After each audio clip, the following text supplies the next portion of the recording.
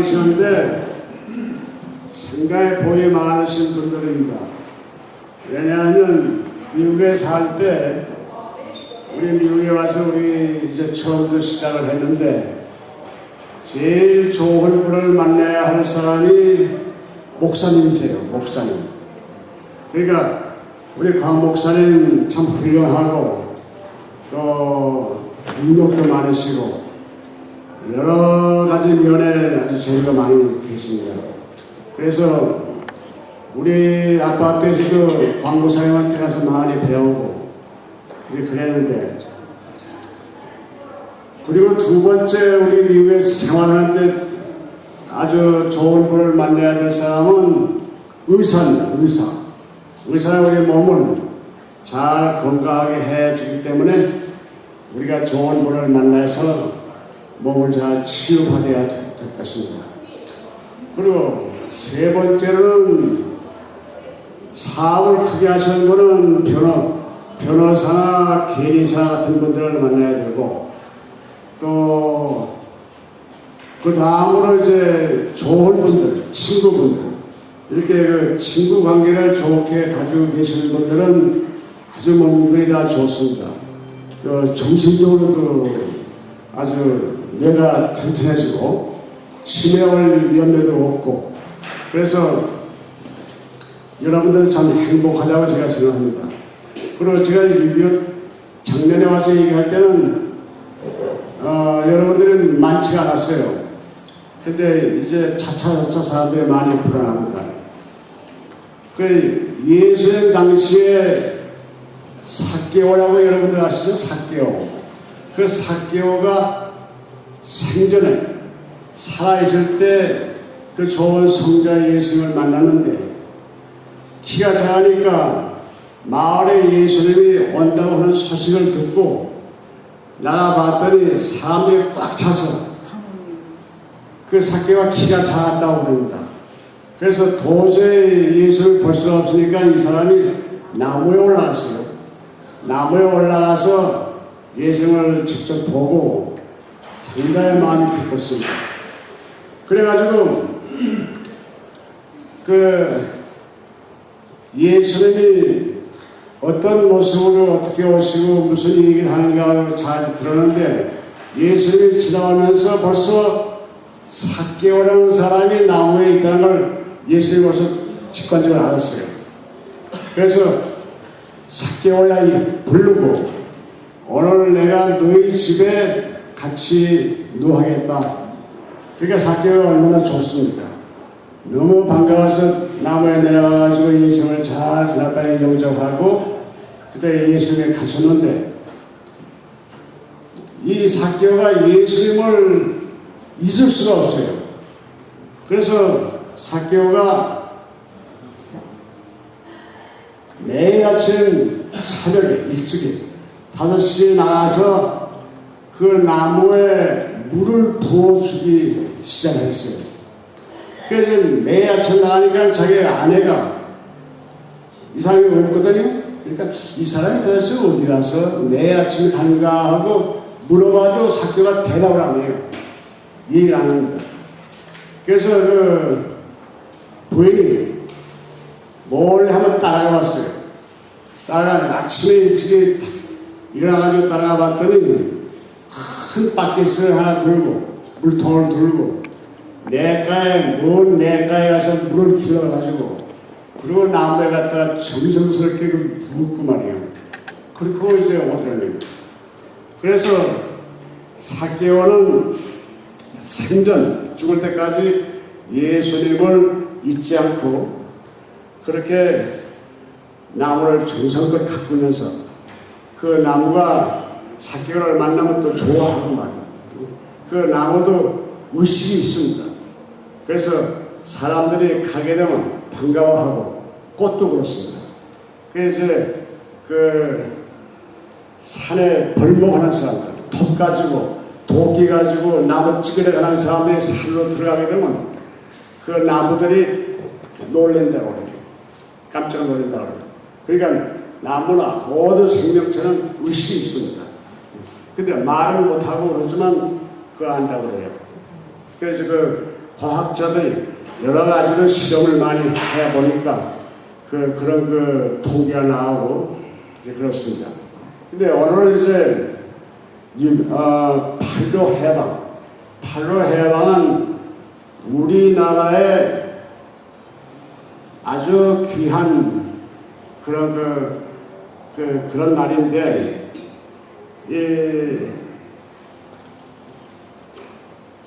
팔로의 해방이 된 전후 관계, 앞으로 역사, 어떤 역사 배경하에서 팔로 해방이 되느냐, 그리고 팔로 해방 때문에 또 앞으로 어떤 일이 일어나느냐, 여러 가지 문제들이 많습니다.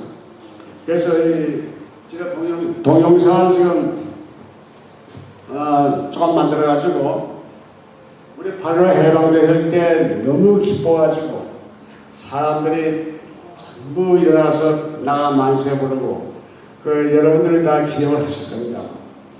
그런데 자유스러운 자유 분위기가 너무 혼란을 가져왔어요.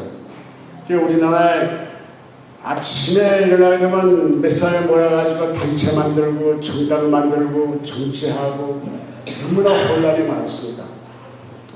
그래서 미국에서는 우리나라를 신탁 통치하려고 신탁 통치 성명도 발표했는데 한국 사람들이 너무 반대했기 때문에 신탁 통치도 못하고, 그렇게 되면 소련하고 미국하고 회의를 해가지고 신탁통치 회담을 해가지고 우리나라 신탁통치가 해소되는데, 그게 결렬됐기 때문에 결국 38선이 또 만들어져요. 38선.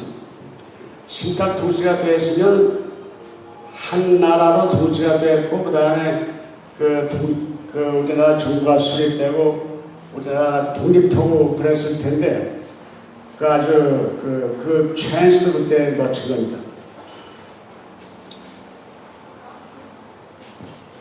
근데 사실 우리 동양의 불행한 사태가 온 거는 미국에 있던 테오도르 루즈벨트라고 그리고 지금 바로 쪽에 있는 루즈벨트, 미국의 대통령 루즈벨트 두 분이 있어요.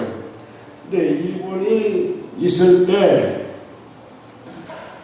일본을 보낸 특사가 있습니다. 그 특사가 테프트 장관이라고, 전쟁 장관이에요. 육군 장관인데, 그 사람이 지금 여기 보내가지고 일본 정부 수상네 집에서 지금 파티도 하고 이제 여러 가지 얘기를 하는데, 이 사람들이 뭘 했나 하면 저쪽에 반대쪽에 있는 분이 일본의 수상이에요. 가츠라 수상이라고. 그래서 테프트 가츠라 밀당이라고, 메모랜드, 비밀 회의를 해가지고 어떤 결정을 했어요. 그러니까 미국에서 일본 정부에다 보내가지고 너희가 앞으로 한국도 먹고 또 중국도 먹고 아세안 나라 가서 네가 마음대로 너희가 침략도 할 수 있게 허용하는 거예요. 그 대신 필리핀은 우리 미국이 필리핀을 지금 식민지로 가지고 있기 때문에 절대로 필리핀에 와서는 안 된다. 이제 그런 약조를 했습니다. 그래서 옆에 있는 테프트 장관하고 일본의 가츠라 수상하고 그렇게 해서 회의가 결정이 됐어요. 그러니까 회의가 결정되어가지고 일본에서는 전쟁을 하려면 돈이 필요하잖아요. 그래서 미국에 있는 락펠러라고, 여러분들 다 아시는 오일을 미국에 거의 다 그 사람이 가지고 소유하고 있어요.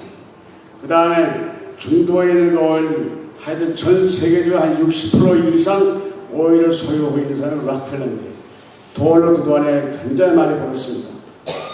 락펠러가 일본에다가 돈 8천만 달러를 론을 해줬어요. 그러니까 일본에서 그 8천만 달러 가지고 군함도 싣고 대포도 만들고 전차 하여튼 그 모든 소총 기관총 여러 가지 병기들을 만들기 시작해가지고 아주 완성됐습니다. 그래가지고 일본에서는 군함 만드는 엔지니어가 필요할 때 영국이나 아주 우수한 엔지니어들 다 갖다가 하고 일본에서 또 학생들 군함에 많이 보내가지고 공부해가지고 그 사람이 돌아와서 또 하고 그래서 군함을 만든 다음에 우리 한국에 군함을 가지고 왔어요. 그러니까 우리 한국에서는 속수무책이에요. 좋은 장비 가지고 오는데 어떻게 대항할 수 있어요? 옛날에 이순신 때는 일본의 장비나 한국의 장비나 비슷비슷했거든요. 근데 이순신 때는 우리나라 함대가 일본보다 앞섰어요. 왜냐하면 우리나라 배는 대포를 장치할 수 있는 다 만들어졌거든요. 근데 일본에서는 배를 만드는데 못을 사용했어요. 못. 그러니까 못을 사용한 배는 나무에다가 못을 했는데 대포를 장치해서 쏘게 되면 배가 아주 다 좁아져요. 근데 우리나라에서는 못을 사용하지 않고 했기 때문에 대포를 10문, 또 15문, 또 20문 이렇게 다 장치해가지고 우리나라에서 일본하고 싸워서 그 당시에는 이겼습니다. 근데 미국에서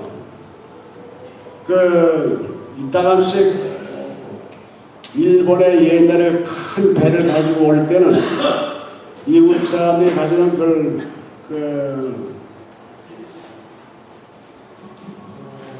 흑설이라고 했어요. 흑설. 까만 배.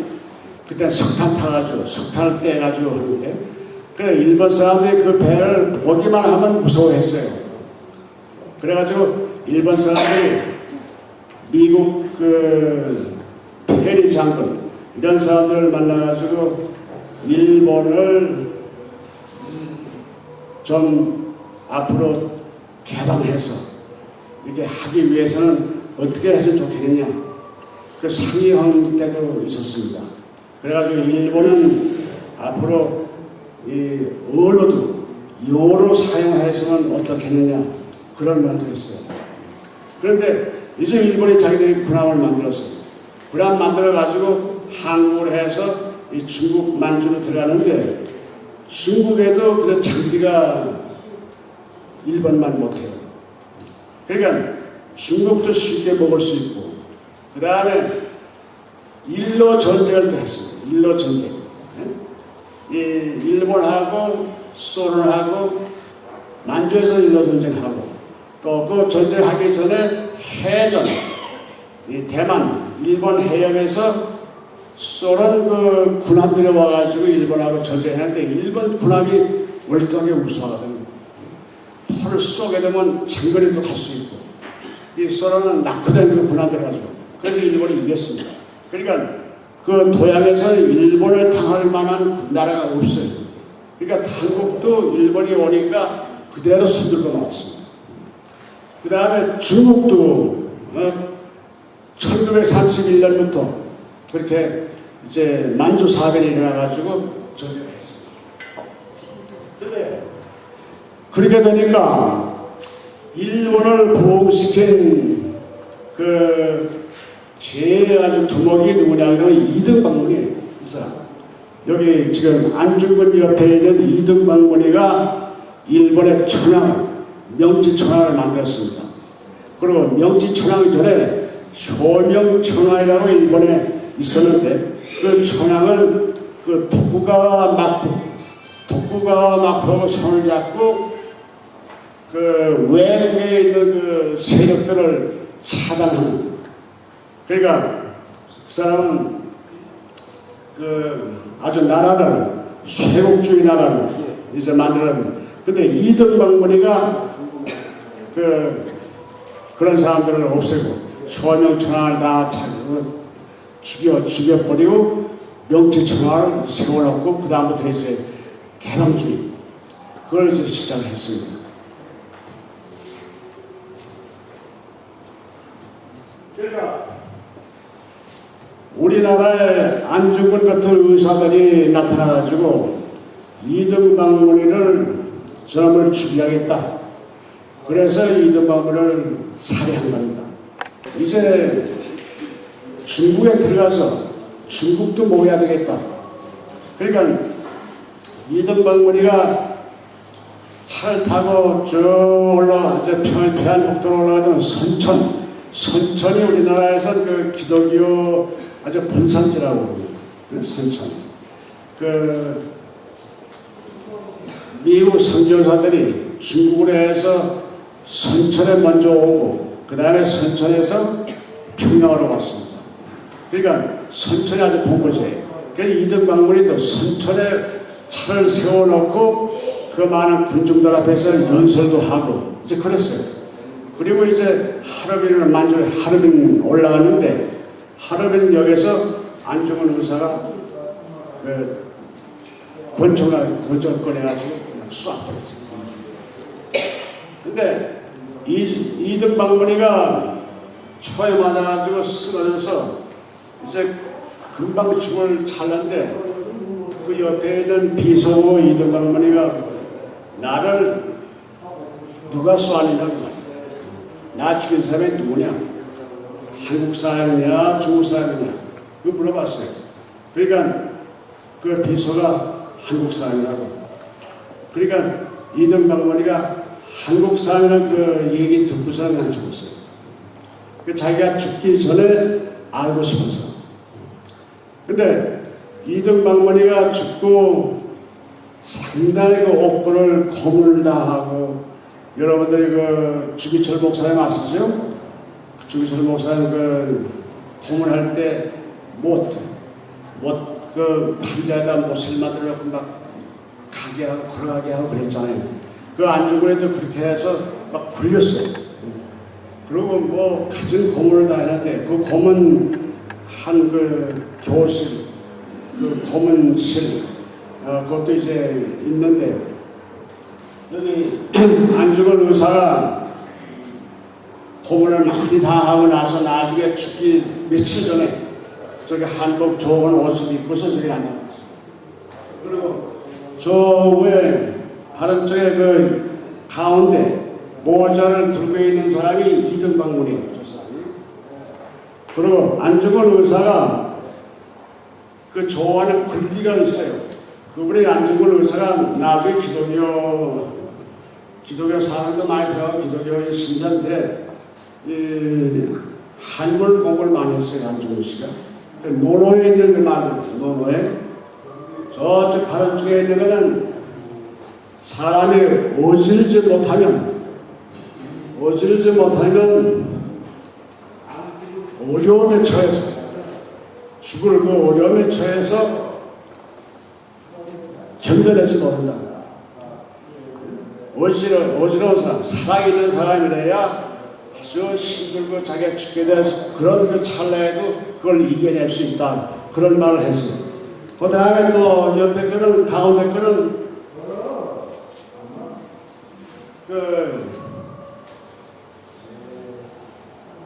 근신하고 성실하게 누가 보든지 사람이 보지 않는 데서 그렇게 성실하게 살아야 한다. 안중근 의사가 그 얘기고, 그 다음에 또 옆에는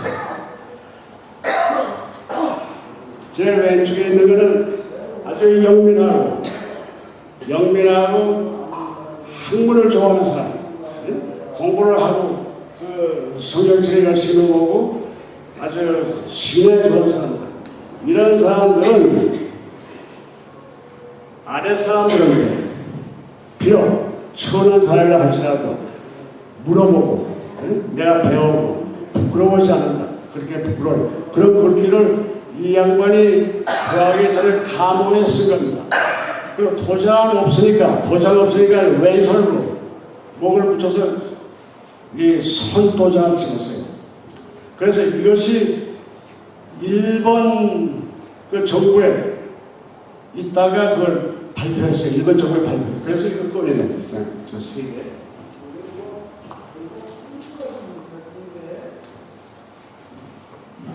그래가지고 그 안중근 의사가 돌아가신 직후에 이 중국 사람들이 깨나기 시작합니다. 중국 사람들이.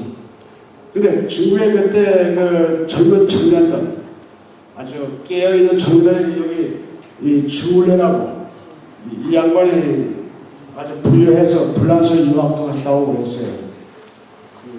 이 주울레 은혜가 안중근에 대해서 글을 썼습니다.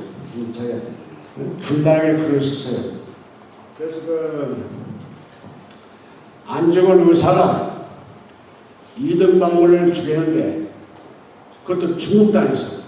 그러면 중국 사람을 뭐 했느냐? 중국 사람이 죽여야 할 거를 왜 한국 사람이 죽이냐고. 그래서 그게 크게 그 감동을 받아가지고 글을 쓰고 이제 앞으로 중국의 그 일본을 대항해서 싸울 수 있는 세력이 그때부터 키워지기 시작했습니다. 근데 전 주울레는 불란서 유학하고 있을 때 우리나라의 그 무용가 있죠? 최원인가? 최승희. 네, 최승희가 그 중국 가서 공연도 했어요. 그 최승희가 또 구라파에 가서 공연도 하고 일본 사람들이 최승희를 이제 데리고 했는데 근데 중국 가서 공연 구라파 불란서에서 유학할 때 불란서에 가서 공연을 할 때 이 최원이가 이 주울레를 만났어요. 그러니까 주울레가 최원이를 보고 최승희 최승희를 보고 반했어요. 주울레가 그때 젊었을 때니까. 근데 마음으로만 그 생각을 했지 그 표현을 못했는데 나중에 최승희가 이북으로 올라갔죠. 자기 안팎 남편 따라서 이북으로 올라가가지고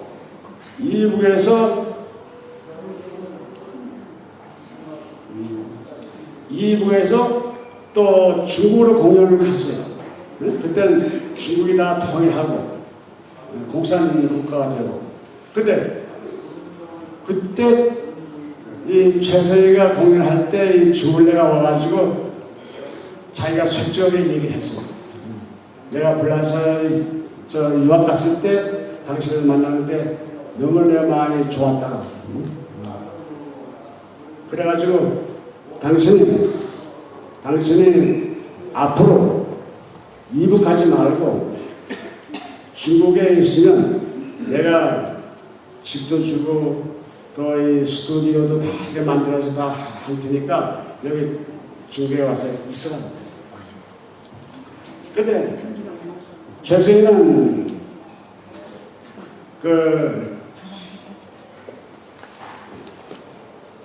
이북에 있는 김일성한테 그 지령을 받고 지시를 받아야 하기 때문에 할 수 없이 또 이북으로 갔습니다. 가가지고 이제 결국은 최승희는 소총당하고 말이죠. 나중에.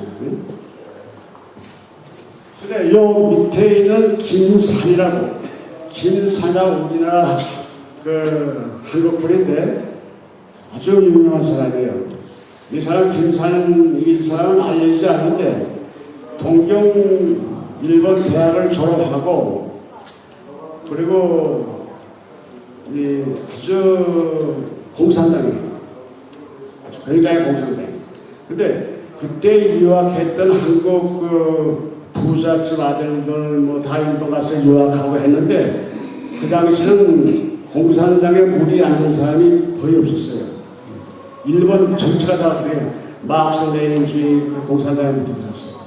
근데 이 사람도 그때 가서 이제 일본 공부하면서 그 마크스주의 아주 물이 들었는데 자기 공부해가지고 어디 가면 중국 가서. 그러니까 그때 한국 사람이 다 독립운동하려고 다 중국 가니까. 가가지고 모태토의 그 시안에 있는 모태토의 그 본부에 들어가서 모태토의 그 부하들을 교육을 시켰습니다.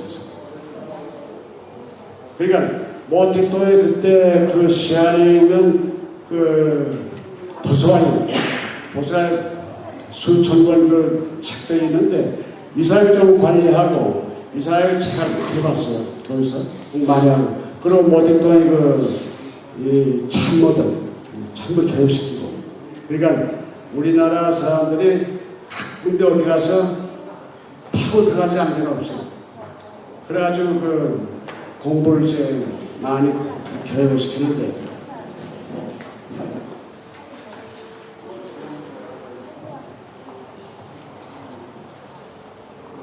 그 당시에 그 중국에는 안창호 선생님하고 김구 씨하고 또 그 상해 우리나라 임시정부 그 국무요원들 그렇게 많이 계셨는데 그 중에도 이제 우리 안창호 선생님 이런 미국에 와서도 많이 계셨고 그래서 저는 김구 선생인데 이 안창호 선생님을 미국에 여기 저 LA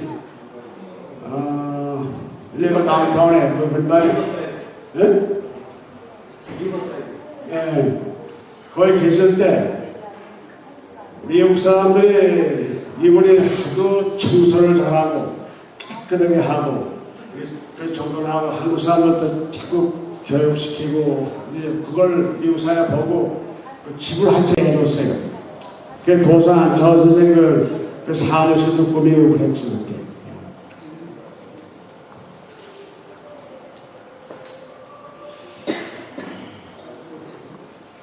그래가지고 일본이 우리나라를 점령하고 이제 3.1운동이 일어났습니다. 3.1운동.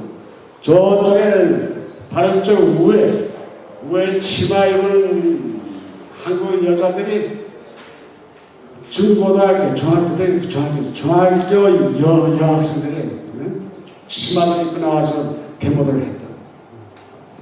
그리고 그 3년도에 일본 경찰들이 잡아가지고 사람들 죽이고 사형시키고 이렇게 하는 그 환경들입니다.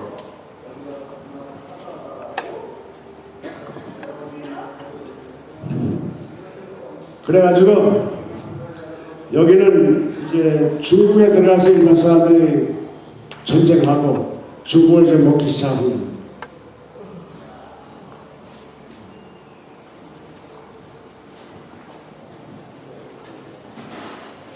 그래서 그렇게 해가지고 2차 대전이 일어났습니다. 시간이 10분 남았는데 10분 남았어. 2차 대전이 시작했습니다. 근데 그 2차 대전이 시작할 때 여러분들 우리 다 잘 아시는 바와 같이 하루 전에 일본이 항공모함 여기 밑에 왼쪽 제일 밑에 항공모함을 가지고 또 이 군인들 전부 다 실어가지고 하와이에 와서 하와이를 기습했잖아요. 네? 그겁니다. 그때 일본이 그 미국, 독일, 영국 또 이 불란서 여러 나라들하고 같이 겨누어가지고 열강에 자기도 일본이 그 열강에 섰다고 생각을 했는데 미국이나 독일, 영국 그 열강에서 일본을 제2 등급으로 낮췄어요. 그래서 너희들은 무기를 이렇게 많이 만들면 안 된다. 그리고 석유도 공급하지 않았습니다. 그러니까 일본에서 화가 났습니다. 그래가지고 일본이 이 미국하고 전쟁을 하게 된 겁니다. 그래서 이제 일본의 그 해군 대장 야마모토 이소로쿠라는 아주 그 유명한 사람인데 그 사람은 미국에 와서 공부했기 때문에 미국을 잘 아는데 그 사람이 절대로 이 미국하고 전쟁하면 안 된다. 그러니까 전쟁하지 말라. 그랬는데 일본의 그 군사 제국주의, 군사 정부, 도조 시대기 이런 사람들이 자기들이 그동안 쭉 전쟁해 와가지고 조금도 뒤지지 않고 자꾸 계속 승전했기 때문에 미국하고 하면 붙어보자고. 그래서 이 미국에서는 일본 사람들이 계속 남하해서 태평양으로 쭉 쳐서 점령해가지고 남하해가지고 저 밑에 오스트라리아 있습니다. 오스트라리아. 그 호주까지 점령하기를 원했어요. 미국 사람들은. 벌써 미국 사람들이 그 사람들의 작전 시나리오 다 만들어 가지고 있었는데 일본이 그렇게 다 내려온 다음에 일본을 이제 무차별 척벌을 하고 그런데 저 내려오기 전에 일본 군함 자꾸 깨지고 비행기 다 망가지고 그리고 미국 그 전투기가 계속 일본 군함 또 일본 전투기 다 없애버리고 그 바람에 더 이상 내려가지 못하고 그리고 일본의 보급이 끊어지고 하니까 일본 사람들이 그 다음부터 자꾸 이제 지기 시작합니다.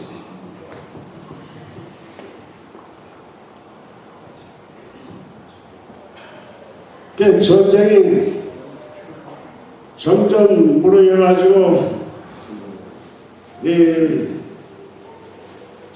독일도 이제 독일, 이태리, 일본 전부 자꾸 지기 시작했는데 그래서 1943년에 제일 처음에 카이로 회담을 그 이집트 그 애굽나라 카이로 회담을 처음에는 장개석이 하고 루즈벨트하고 처칠 이렇게 했습니다.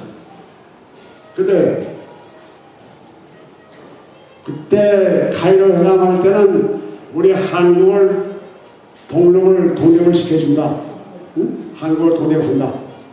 그렇습니다. 근데 그 조건이 붙어 있었어요. 얼마 동안 시일이 지나면 얼마 동안 그러면 한국에 독립을 시켜준다. 그래서 그 당시에 한국 사람들이 들고 일어나가지고 얼마 동안 그 기일이 무슨 기일이냐 그걸 좀 분명히 좀 해라. 근데 루즈벨트 생각에는 우리 한국을 독립을 시켜주는데 40년 동안 신탁 통치를 해가지고 40년 동안 미국의 식민지가 있다가 미국의 모든 그 인기어 농산물자라든가 뭐 여러 가지 그 나가는 그 물품들 다 한국에 작업시면 그렇게 되면 한국에서 그걸 받아가지고 먹고 또 한국에서 공장 세우지 못하게 하고 이렇게 해서 40년 동안을 계속 하려고 했는데 신탁 통치가 한국 사람들이 너무 반대했기 때문에 그게 무사히 됐습니다. 이 바로 쪽에 있는 거는 그 다음에 말타 회담이라고 얄타 회담 여기를 여러 번 미국, 소련, 영국 그 세 나라에서 많이 했습니다. 그 회담은 왜 했냐 하면 전쟁이 앞으로 끝나긴 끝나는데 끝나면 어떻게 분배할 거냐. 응? 어떤 나라 독립시켜줘야 되고 어떤 나라 쪼개야 되고 어떤 나라 먹여야 되고 말이야. 그래서 그런 그 회담을 계속 했던 겁니다. 이 얄타 회담은 소련 남방, 소련 밑에 지금 말하는 그 흑해 또 카스피안해 그 위에 있는 그 항구 도시입니다. 얄타, 말타. 그래가지고 거기서는 루즈벨트 마음이 바뀌었어요. 우리나라를 독립해주겠다고 생각을 했는데 거기서는 마음이 바뀌어가지고 우리나라에 소련이 들어와가지고 383이 만들게 됐습니다.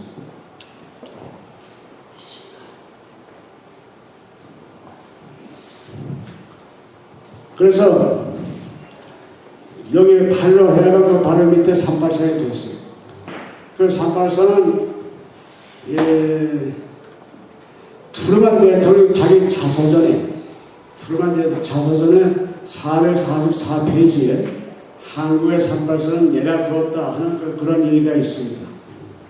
그러니까 미국 사람이 먼저 그걸 만들어 가지고 소련이 밑에 내려오는 걸 방지하기 위해서 그걸 만들었습니다.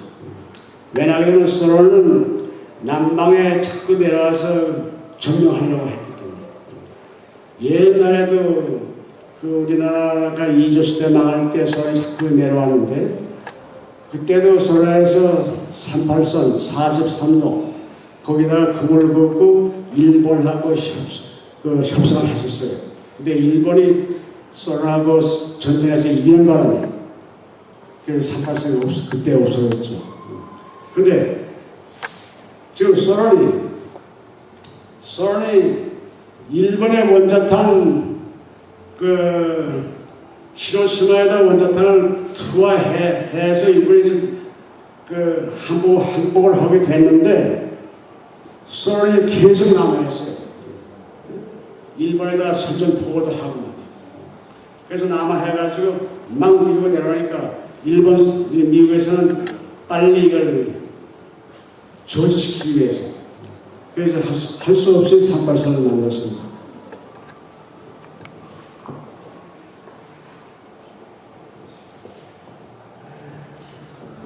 그래서 그 해방이 돼가지고 미국이 우리 서울 중앙청 진주하고 9월달에 진주하고 그리고 메카드하고 하지 중장이라고 그때 우리나라 통치했을 때 하지 중장이고 그리고 또 북쪽에서는 저 있는 김일성이 그때 아주 젊었어요.